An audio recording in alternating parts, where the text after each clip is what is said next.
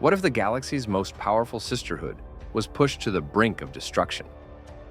Imagine a universe spiraling into chaos, where survival hinges on a dangerous gamble, and the fate of millions hangs by a thread.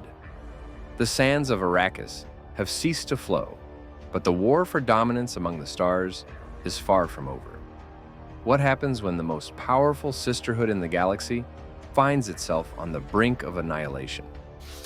Welcome to the world of Chapterhouse Dune, Frank Herbert's epic conclusion to one of the most legendary science fiction sagas of all time. In Chapterhouse Dune, the Bene Gesserit sisterhood faces its greatest challenge yet. The galactic power balance has shifted dramatically since the death of the God Emperor Leto II, and now, the Bene Gesserit must navigate a universe teetering on the edge of collapse.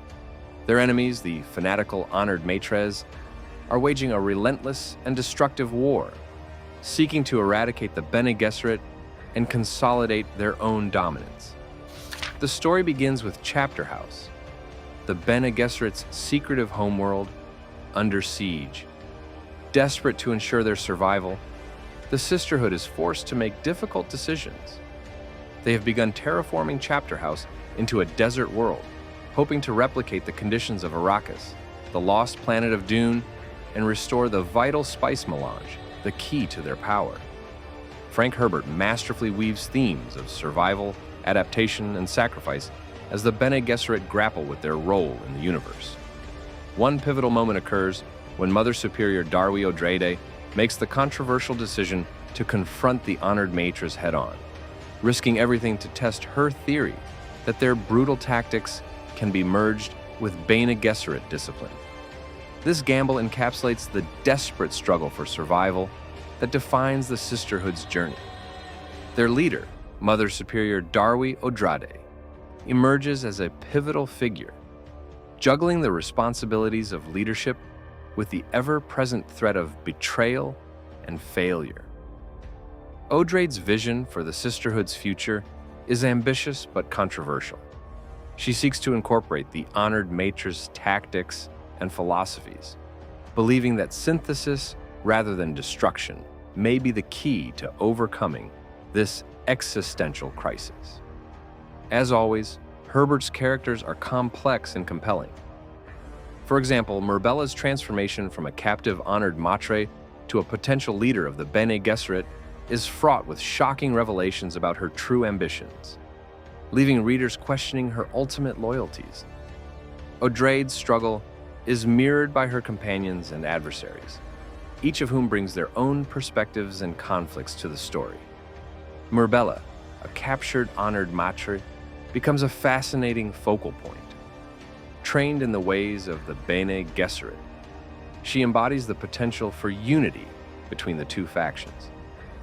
However, her loyalty and motives remain uncertain, adding layers of tension to the narrative. Duncan Idaho, the seemingly immortal ghola, continues his enigmatic journey. Torn between his past identities and the role he must play in the Sisterhood's plans, Duncan's presence is both a strength and a liability. Shiana, a mysterious figure who can communicate with sandworms, represents hope for the return of Arrakis' ecological and spiritual legacy. The escalating conflict between the Bene Gesserit and the Honored Matres is the driving force of the plot. One of the most vivid confrontations occurs when the Bene Gesserit launch a desperate counterstrike, pitting their disciplined strategy against the Honored Matres' brutal aggression. The clash is a whirlwind of chaos, with the Honored Matres deploying devastating weapons and psychological warfare, while the Bene Gesserit rely on their cunning and unyielding resolve. The battle's outcome is a precarious balance between triumph and catastrophic loss, underscoring the high stakes and relentless tension that propel the story forward. The Honored Matres, with their devastating tactics and near unstoppable aggression, are not only a physical threat, but also a philosophical challenge. They embody unchecked power and hedonism, in stark contrast to the Bene Gesserit's disciplined and calculated approach.